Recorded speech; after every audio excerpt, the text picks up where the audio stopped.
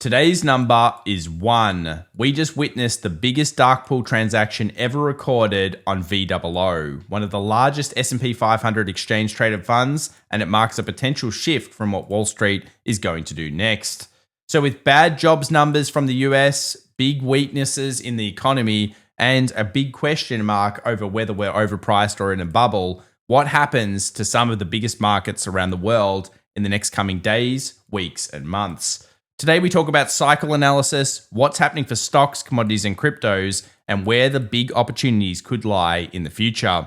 Guys, don't go anywhere. This is a big one, and we've got a lot to discuss about the economy versus the markets. See you soon.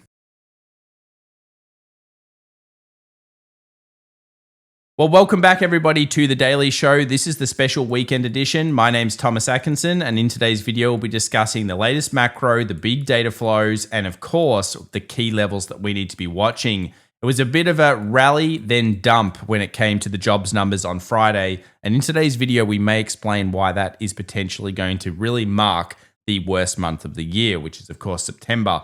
Also, a big shout out for any Aussie fathers out there right now, because of course it is Father's Day at the time of this recording, and I hope you're having a great day with your family and of course, potentially your fathers or even children. All right, let's now break down what's happening in the markets, because that was a pretty shocking jobs number. Expected 75,000 jobs created. We only got 22,000, but again, it was in the revisions, guys. As we say about this data, it tends to be a bit fake, and the reason why is the way it's tracked is so poor. So you went from around 14,000 jobs created, remember that was already revised down, to negative 13 during June, and during July we had 79k up a little bit here, which ended up creating a 21k deficit. So more jobs lost that were supposedly created over the last 2 months, and of course a pretty shocking figure. Now, what did this do? Well, it sent yields crashing through some key levels that we'll look at later on today's video. But maybe it really underpins a bigger storyline here, which is that unemployment is definitely on the rise. And of course, we're seeing this across many major Western economies, including Canada, Australia, New Zealand, the UK, and of course, the USA. So if you have a look here, here are the non-farms, here are the revisions, and I love this chart here from Blue Kurtik, putting out some good stuff at the moment. And you can see here, look at these revisions. What a joke. So we've been talking about this for quite some time. And, you know, sometimes we've had revisions that have been absolutely ballistic up. I mean, look at this. Forecast, first published, second revised, third final. It used to go all the way up in December 2024. And now it goes all the way down. Only 1 month was pretty much like normal. But have a look at this joke. I just want to say this is such a ridiculous thing. 126, 139, 144, 19. Yeah, you can't believe these numbers at all. And we've always said that about jobs numbers. But this week we've got another one coming up, which is, of course, CPI. So some people call it CPI, and that's because sometimes that's even wrong. But this is going to mark, of course, big market flows. So as we often say on this channel, it's not so much what the number's saying, it's what are they doing? Where are the big movements actually occurring here?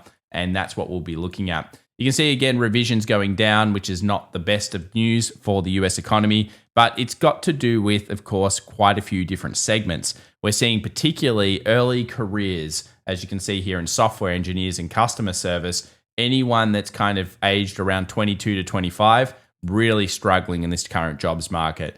Developing careers, they're doing okay still, but even that's dropping off. And you can see kind of the senior side certainly struggling. And it's really just those mid-career people somewhere in the kind of high 30s to maybe late 40s that seems to be holding onto their jobs. Now, this is a mixture of AI. It's a mixture of just a weakening market across the board and all sorts of different things that have been going on for years to cause us to get here. But it's not just in the US. Remember, this is happening also in other economies, particularly for the viewers out there. I'm sure you're seeing it on the ground level in Canada. Now, I was going to play a video here, but I thought, I'd probably get struck or something like that, so I won't do it. But are you guys seeing these things on the ground level? We've got a lot of recruiters in this particular community here. So if you have something to say, if you want to share it, let us know in the comments down below whether you're seeing 600, 700, 800 applications like a lot of people are, and you're having to pick one. These guys are all qualified, but it's just that bad out there in terms of the jobs markets. You can see here the latest data from, of course, Canada showing that unemployment may be hitting as high as 7.1%. And again, the 15 to 24-year-old hitting nearly around 15% in July. Now, you might say, okay, well, isn't it normal for younger people to have higher unemployment rates? Yes, but I actually did a little bit of study on this, and I found that even during the global financial crisis, even though this says it here as well in some ways, we didn't even hit these rates in Canada. So it was around that 15 to 16% that actually was the peak of the worst part of the global financial crisis, and then it kind of simmered off. So it really shows you there are weaknesses here coming in across the board. But I think it's very important to always note that the stock market and, of course, the economy are very different beasts, guys. So what you're seeing on the ground level eventually flows through to the stock market. But I've seen over the last, maybe hundreds of years that I've done study on these markets in terms of going back through the history, that this often does occur. We see a weakness in the markets themselves, corporate profits continue to rise, and then, of course, it catches up with it potentially even upwards of 12, even a few years later in the markets. So it's very, very interesting to see what we're seeing here. Now, real construction is a lead indicator. And this is something we brought up this week because we got the latest JOLTS data. And the JOLTS data actually showed us that people are getting scared to leave their jobs again. And that, of course, is something that we've seen before when we went into a recession. Now, that's not to say we're going here anytime soon. Remember, last time it was 14 months early at a similar rate. And it is possible that the Federal Reserve can turn it around. The expectation now is for 2 rate cuts coming into the end of the year. And the other expectation that's happening right now, guys, is that we're probably going to see potentially a double rate cut. Now, I don't think a double rate cut's coming, but this is now being called for by many industry experts out there. And if we do get that, that puts us in a bit of a, oh, wait, did the Fed totally stuff up something? So why is this all interesting to the current market dynamics? Well, we're in September, which is historically the worst month of the year. Now, we all know that. We all know that often markets start to struggle around here. Q3 is very volatile, and we often see a market that does this type of thing, what we call a pullback in time or a pit here on the channel. But on top of that, we just had the largest transaction ever go through, Darkpool, by the way, on Vanguard VOO. And you can see here there were a couple of large transactions this year. In fact, we got some clusters here near the all-time highs, and they ended up leading onto further bullish action. And then we got some big ones over here back in December, January, which there are some similarities with, that just caused a lot of sideways action and then eventually, of course, a pullback. Now, why is the largest transaction ever recorded always important? Because it usually does mark an inflection point for markets. And this is kind of loading into some other big ones that we've seen recently, including the second largest transaction ever on the Qs. Now, the Qs are a massive exchange traded fund. So you guys, well, probably have all traded this before or invested in it in your careers. And the thing here is that institutions have continuously pushed it to this level. Gotta say, I love this little caption here that Volume Leaders has put up. But yeah, it is a very critical level here, of course, what happens to the Qs. And this has been the argument that we've used for the last 3 weeks. It's not necessarily that the market is finding actual weakness, because what's happened here is we've gone through earnings and they were pretty damn good. In fact, they were exceptional because guess what? AI is making some of these businesses make more money. Let's be realistic about this. But at the same time, what else have we seen? Rotation. And when you see the advanced decline line later on in S&P, it'll make even more sense. But yes, rotation has been occurring. We've been believing that tech is slowing down, at least for now. It's taking a bit of a breather after that big run. And that's exactly what has been happening. Now, we also saw a couple of large transactions on treasuries over the recent days and, of course, months. And maybe they're about to pay out. A lot of people now speculating that the Fed is going to have to cut multiple times, that, of course, next year when the Fed chairman no doubt gets replaced, then we're going to see potentially tons of rate cuts and that people may be looking at things like treasuries. Now, this is going to be an interesting one. I'm not so sure that treasuries is prime just yet. I think we're going to want to see more flows, but here are some of the big transactions coming through, a couple of sneaky ones during the month of August. And of course, we did see some reaction on the markets to bonds because what happened? Well, the expectation of many rate cuts coming through started to be traded into the markets. Now, there are a couple of other things that have happened. People are really going behind, I don't trust fiat, I don't trust the system, I want to be in something else. Now, this brings us to, of course, what we call on the channel the Holy Trinity, which is the silver, gold, and Bitcoin play, which in my belief are kind of like the proxies against kind of fiat at this stage. Now, I've of course liked gold and silver more because they're the older asset. The other thing is that they have central bank properties, such as central banks around the world who are trying to compete with the US dollar, buying stacks of gold. And we've had a basically 2.5-year bull thesis on gold and maybe 6-month bull thesis on silver at this stage. Now, why is this important? Well, it turns out that over the weekend, President Trump just moved on Friday to exempt graphite, tungsten, uranium, which has also been an excellent trade, by the way, lithium, uranium, both starting to pick up a little bit here, and gold bullion and other metals from the country-based tariffs. So this is a good sign, of course, for gold. We've also got something else to discuss on the channel moving forward, which is going to be gold rebalancing, potentially from Fort Knox. All of these things are going to come through and potentially act as a very good kind of movement or momentum move for gold, along with the great technical analysis. But what we've seen recently is also investors have gone, oh, okay, silver was good. We rallied it up. We got, pretty much to 42 actually on the Friday move. And they're starting to move back into the shiny metal. Now, gold is the ultimate hedge, and silver is, of course, a mixture of hedging and also economic growth. So on one side, you've got kind of the oldest currency, and the other side, you've got also a pretty good one. But clearly some movement back into gold over the recent weeks, and that's coming through on the charts. Now, we have been a big fan of course, gold. I was a big fan of this idea that this is potentially a pennant.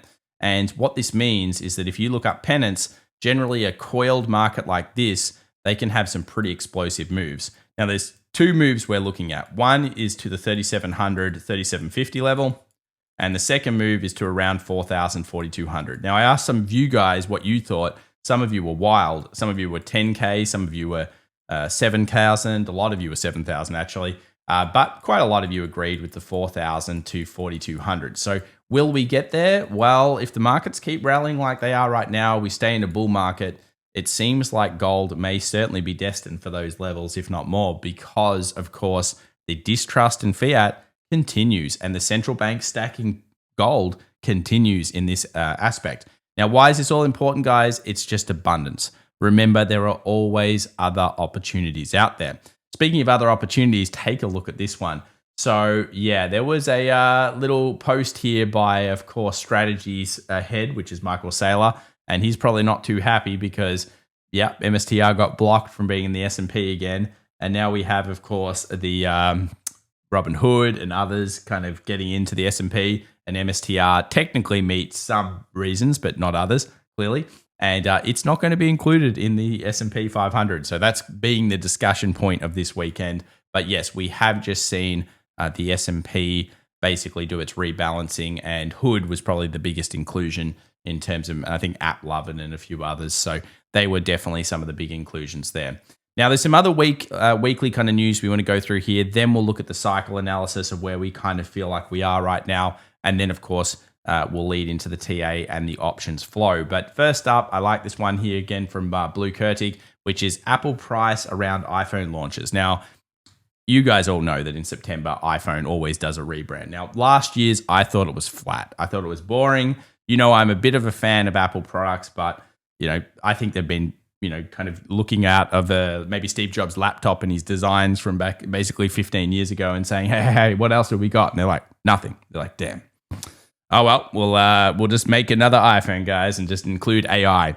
Obviously, that AI was, in my opinion, a bit of a bust. But the big thing here is, how does the stock price around iPhone launches?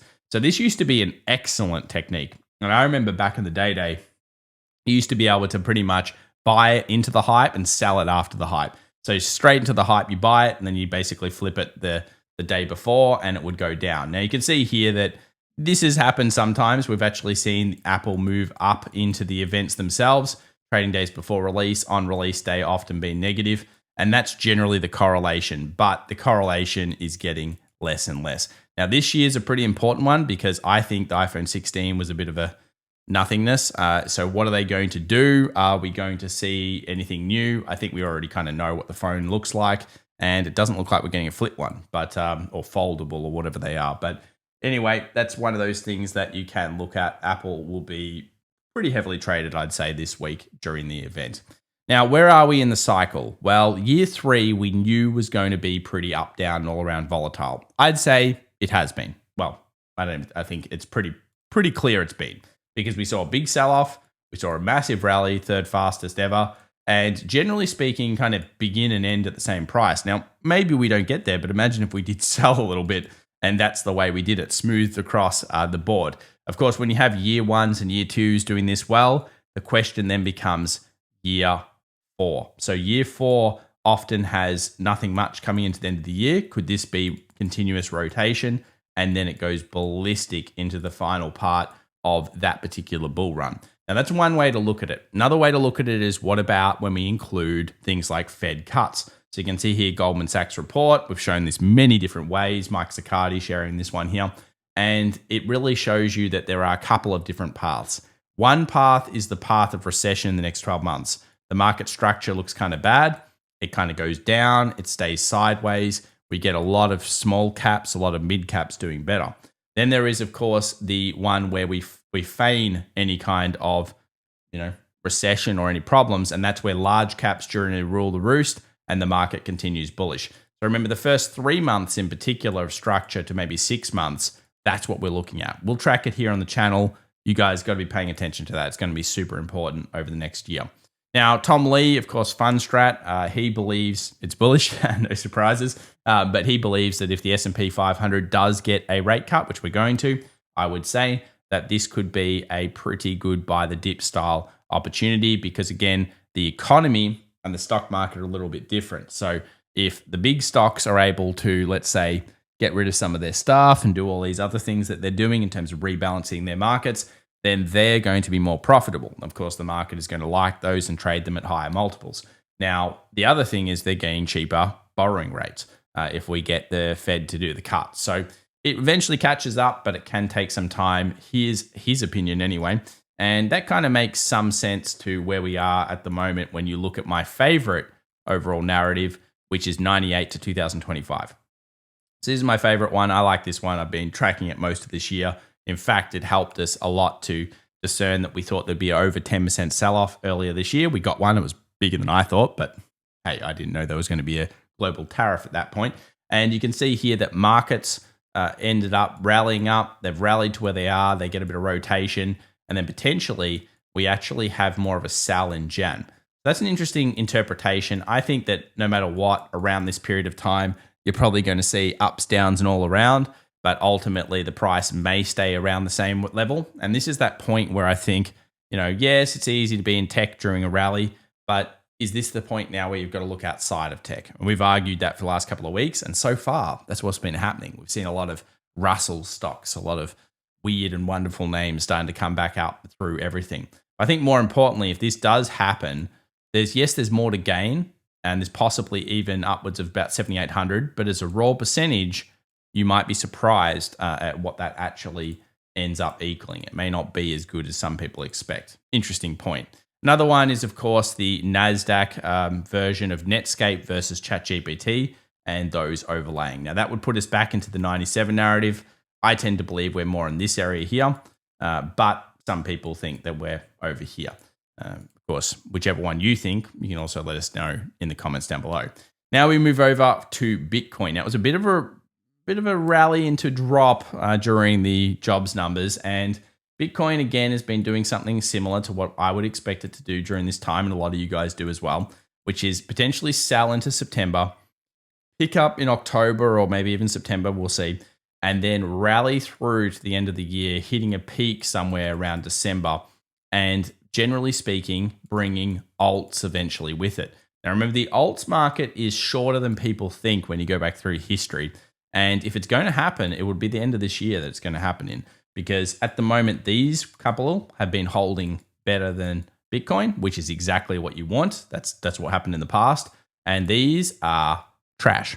So at some point, maybe they'll actually pick up. A lot of them have beautiful bases in technical analysis terms, but there's no momentum yet in them. So very interesting times there indeed when it comes to the market and, of course, where we're at from the perspective of cryptocurrencies. I'm watching Bitcoin very closely, especially at a key level we'll see very soon in the video. Now let's have a look at the S&P. So the S&P rallied, new all-time high, then dumped off by the end of the day. You can see a bit of a sell there. We'll have a look at that in detail in a second, but I just wanted to mention the advanced decline line continues to go up. What's that mean? Well, it means there's more rotation underneath the hood. So realistically, the markets continue to kind of grind higher, and they're doing so with other sectors.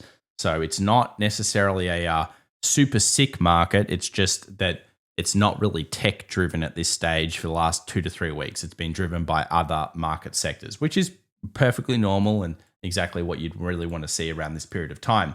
The options high and low levels, I've upgraded those. And you can see this market is currently what we call dull. Now, I don't usually short dull markets because they're dangerous to short. But it is still making a series of higher highs and higher lows. Levels I'd watch this week, 63.50. We closed below there. I think 6200 could be incoming.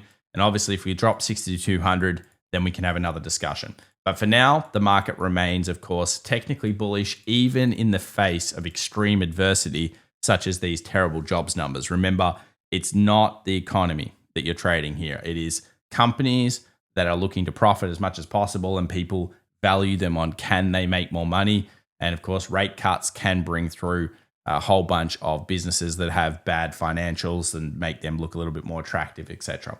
Now let's have a look at the S&P 500. It is 6,500 core wall that stopped the market over the last week. We know that 6,400 keeps getting huge amounts of puts on it. So if the market sells off earlier this week into the CPI data, then we're probably going to be putting pressure on the 6,400 out of nowhere. And it's really trapped. You know, positive gamma from 65 probably equals 66 ultimately. If we fail at 65 like we already did, we push under 64, that's probably when you're going to get that bigger momentum shift towards potentially the bears. Tesla, similar thing, 350 hit, boom. Well done to anyone that was a believer of buying those 320s the other day. So 350, again, you may think it's worth this, you may not. But if we get through 350, look at the calls everywhere, guys. It could very easily buck the trend and then suddenly be at 400 like you don't even know about it. So 350, critical level. We'll look at the next close to figure out whether that can do it. And NVIDIA, actually weak, went through 170, closed below. We've got the chart coming up soon for this one. And that is not exactly what you want to be seeing when it comes to the best leading stock in the market. Certainly starting to find weakness. Now let's take a look at the charts and have a look whether we saw anything change. We have NASDAQ versus SPY here. You guys can see we went up above it, but failed to hold the level. We actually closed right on the level. So that means that we haven't really been able to put in another momentum shift. So we got damn close, but didn't quite do it. We also see here that financials dropped off. And I think probably the worrying sign for a lot of people is that financials have been rotated out of recently. So you can see here that although financials doing well overall in the markets, certainly not concerned about them at this stage, they are not leading anymore. This shows you that, of course, rate cuts generally not that great for financials unless you're like KRE style stocks. And generally speaking, this is kind of telling us that we're probably through the mid phase of the bull run and we're moving to the late phase of the bull run, which again should be dominated by different sectors, different rotations, and possibly even smaller caps and mid caps. What about the top 10? Well, the top 10 rallied up big time and then dropped straight off.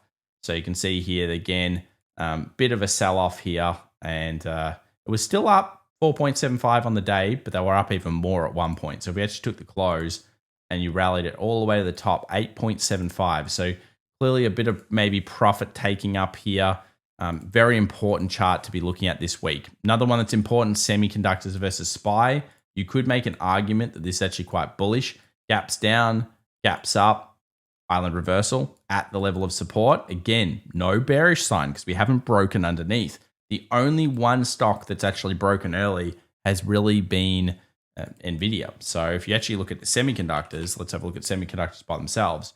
It's still holding. It doesn't look bad. It just doesn't look bad. So whether your opinion is, oh, I should short the market or not, we already saw in sentiment surveys, 45% of respondents were bearish, which is way too high.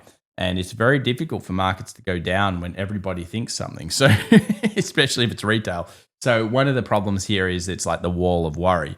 So these are the charts along with the anything to do with tech, that if tech drops, sure, we can look at that. But at the moment, it just seems to be a rotating market. Here's Russell 2000 versus SPY. Another good session for it, another good week for the Russell. The Russell beat the SPY. So it is more bullish than the S&P at this stage. And yields just got crunched. I mean, have a look here at the 2-year yield. It fell off a cliff. So this is a big, big closure at 3.5. It's not quite an absolute, okay, it's going to keep getting trashed, but you could see this going to 3% now because that's the next level of demand over here on the left-hand side.